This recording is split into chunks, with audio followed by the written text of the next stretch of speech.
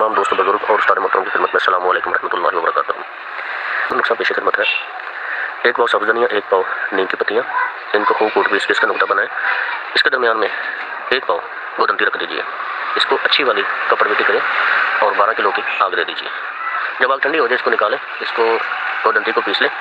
इसके दरमियान 1 पाव फटकरी रखें, छोटे छोटे पीसेस में लेयर बाई लेयर। इसको भी कपड़ मिट्टी करें और 2 किलो की आग दे दीजिए। उसके बाद इसको निकालें फटकरी पीस के।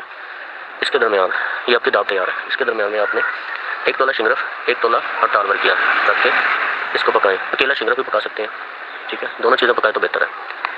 पहले आप 200 ग्राम की आग देंगे, उसके बाद 300, फिर 500।